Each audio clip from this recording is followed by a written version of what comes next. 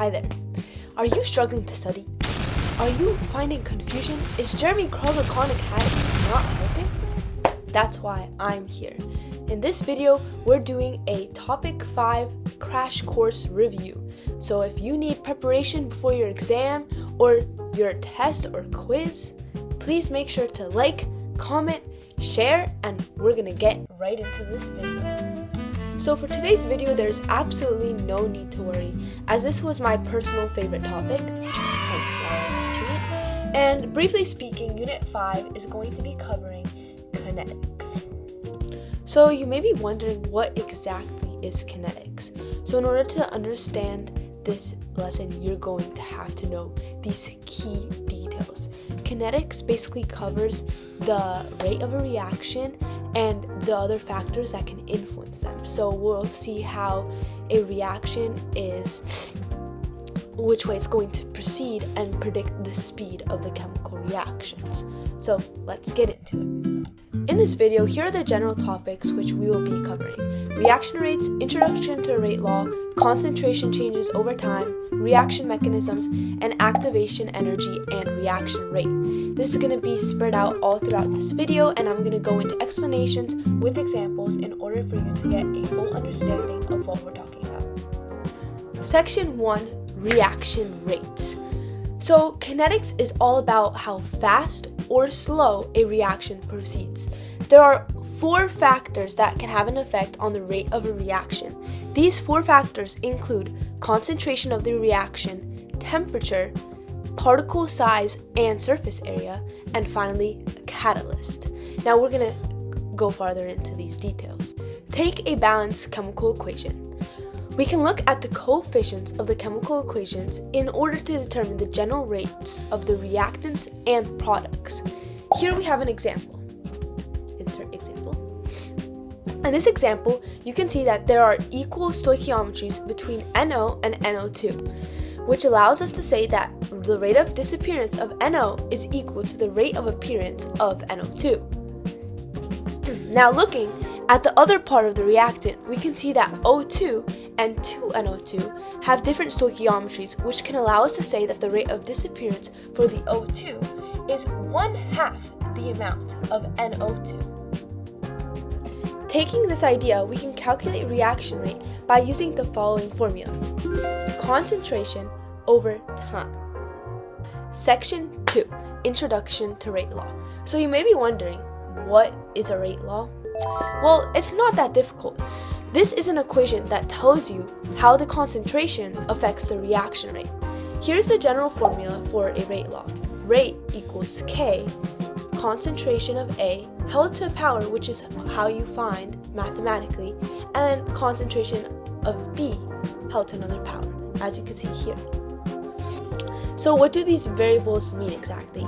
K is the rate constant, and this changes based off of the temperature in a reaction. A and B are concentrations of reactants, and M and N are the reaction orders, which we find mathematically, which I'm about to show you in this example. Let's take a look at it. Take this example. As we said, this is the basic format for any rate law. In order to determine the X and the Y, we will need experimental data, like the one we have right here, input data. So if we're trying to find for the ClO2, we look into the opposite reactant, in this case being the OH. This is in order to find our reaction rates, which is the X and the Y. Okay, so we want to find the X, for example. We're going to go into our data and look at our OH section. Now see where in the experimental data, the concentrations of OH are exactly the same number. As we can see here, experiments 1 and experiments 2 have the same amount of 0.03. Perfect. Now we know exactly what experiments to use. We could use experiments 1 and experiments 2. Let me show you how to do that. Now we can completely disregard the OH. We just needed that in order to find which experiments we want to utilize. Now we go back to the concentrations of the ClO2. As we can see, since we're using experiments 1 and experiments 2, we're going to have to use the values 0.02 and 0.06. So in order to do this, we put them over each other. we put 0.02 divided by 0.06. Then we set it equal to the initial rate, which is also given to the data. And we know to use experiments 1 and experiments 2. So once again, we could put them over each other. So we do 0.00276 divided by 0.0248. Now once you divide that out, we get an answer of 0.333 repeated is equal to 0.11. Remember, our goal is to find the reaction order. So we're going to put the 0.333, which is our concentration of the ClO2, as we're going to hold it to the x power, because this is what we're trying to find. So now we have a simple algebraic equation which says 0.33 held to the power of x is equal to 0.11. Now we have to try to figure out what exponent is going to get us a result of 0.11. You can play around with your calculator, which is what I would use to do, or you could simply determine this algebraically, and you should come to the result that x is equal to 2. The only possible orders that can happen in AP Chemistry are a 0 order, the first order, or the second order. So I just plug in these values until I get the rate. Now repeat the same exact process in order to find the order of the OH minus. Pause the video right here and see if we've come to the same result.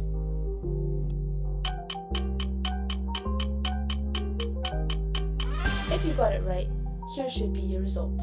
If you had trouble figuring it out, go back to the ClO2 process and follow the exact same procedure, however, for the OH minus.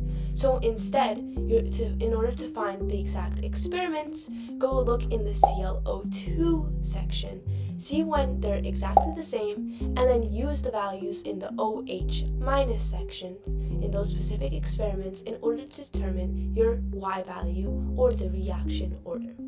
So if you did it correctly, you should get an answer of Y equals 1. In other words, our reaction order is 1. So therefore, it is a first order reaction. Here is our final rate law. In order to find the overall rate law of a reaction, you simply just add up the individual orders of each reactant. So in this case, since we have an order of 2 on the ClO2 and an order of 1 on the OH minus, our overall reaction rate is going to be 3. Our overall reaction order is going to be 3. Now, you will also be asked to solve for K. I know this may sound scary, but trust me, it's a fairly simple process. In order to find K, you simply just input any experimental data that you prefer. You can choose experiment 1, experiment 2, or experiment 3. Make sure you utilize the correct units. This is very important. So let's take experiment 1 and input the following data. So if we input the data, it should look like this. 0.00276, which it's our initial rate, and we set it equal to, and then we have our reaction orders. And we already know what order they are, so we could put 2 and 1 as our exponents, but we're just trying to solve for K. So we just have to algebraically manipulate and calculate.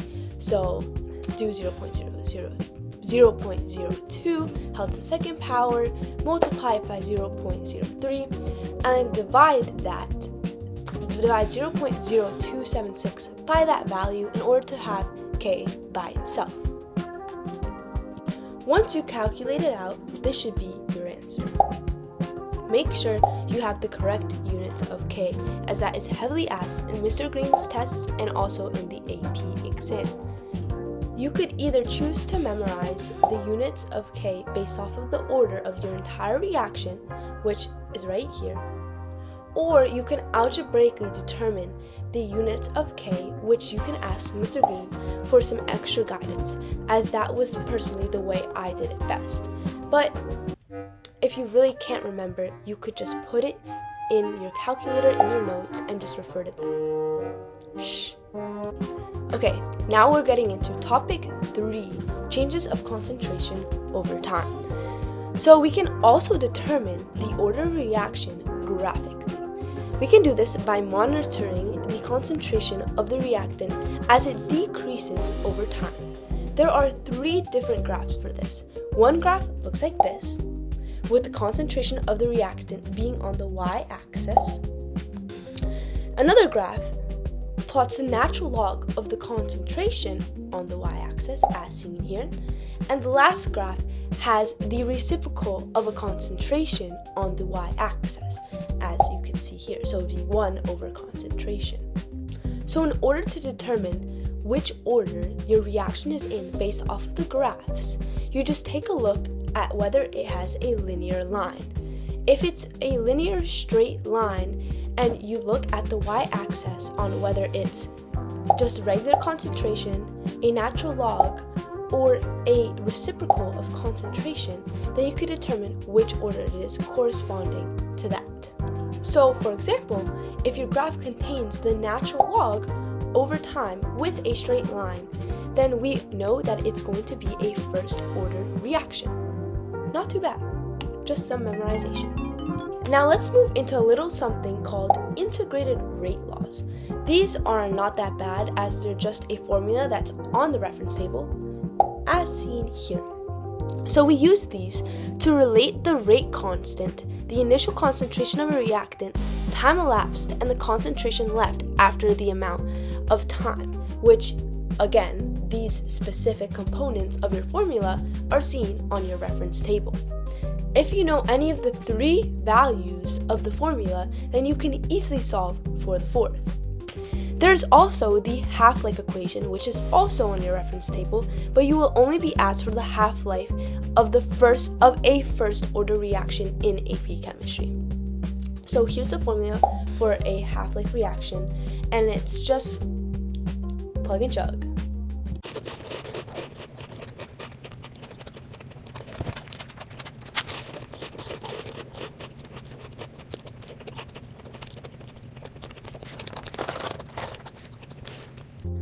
Always make sure to refuel. Topic 4, elementary reactions.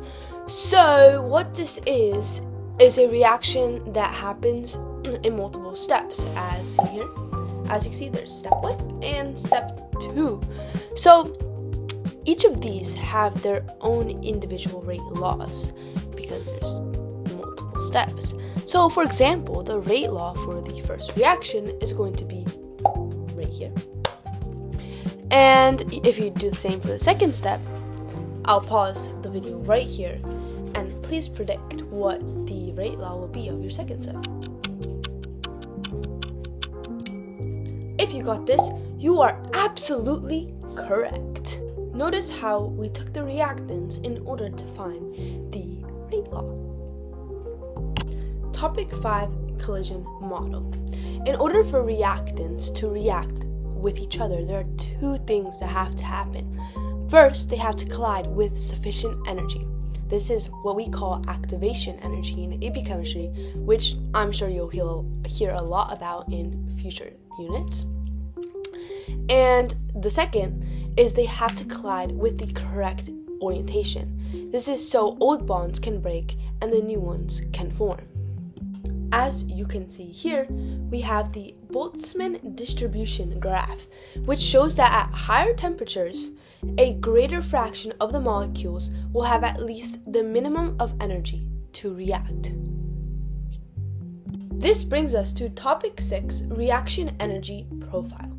Here we have another graph, and as we can see, there are various key points to the graph. The distance from the beginning up to the highest peak is where we can find our activation energy for the forward reaction. The distance from the energy of the reactant to the energy of the product is a change in enthalpy. This tells us if the reaction is either endothermic or exothermic, which you will definitely be seeing in later units. This brings us to topic 7, reaction mechanisms. Let's hit a pause, hit a rewind, back to multi-step reactions. As we can see here in this example, we have 2 steps and also a final equation, which we haven't seen yet, but don't worry, it's pretty easy. So in this, we can see that a molecule gets used up in an early step and then is seen later in a later step, in this case being the IO negative. Right there.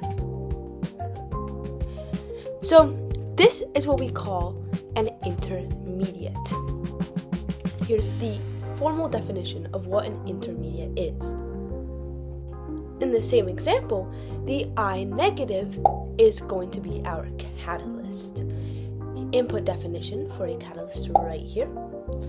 And this is due to it being seen in our first step and then coming out at the end. That is our catalyst. Okay, topic 8, reaction mechanisms and rate law. So now we have them both combined. So here's another reaction mechanism. So the rate of reaction is always determined by the slowest step. Here we have a reaction. So that will be the rate law for the entire reaction, the slow step. In this case, the rate law of this reaction would be here. Yes, that's all really you need to know for that. Topic 9, steady state approximation. This is seen a lot in chemistry when the fast reaction comes before our slow step. Now, don't be scared. The slow step is still going to be our reaction rate. However, notice that it contains one of our intermediates in the rate law, which we cannot have. So, it's a pretty simple process. Let me break it down for you. In this case, NaCl2 is our intermediate, which we cannot have. So we have to plug in values that make up our NaCl2. So this is simple. We just plug in our reactants for NaCl2 and then we no longer have an intermediate in our rate law. And here's how our final equation should look like after completing this. Topic 10, multi-step reaction energy profiles. So this is an energy profile which contains multiple humps. As we saw before, there was only one hump. When there's multiple humps, we have to consider other elements. The hump that is the highest in this graph is going to be our slow step. That's the first step of the other examples that we saw. And this right here, this point on the graph, the lower peak, this is going to be our fast step. If there are two steps, then you will have two transition states, as seen here. And the reaction intermediate exists at this point, as seen right here. Finally, we have our final topic, topic 11, catalyst. As we heard before, we know how to determine a catalyst in a multi-step reaction. So what it really is it speeds up a reaction without being used up. That's why we see it at the start and then come out at the end. It does this by lowering the activation energy. It also increases the number of collisions that lead to a reaction, most commonly present at the reaction, and it will participate in an early step as seen before and as previously said. Thank you so much for listening to my Unit 5 Kinetics Cram course. Please make sure to hit that share button, like, follow, and comment down below on if you have any questions or if you would like to see any other videos from me. Please enjoy chemistry, study hard, and do not cram. Be Avogadro and be calm.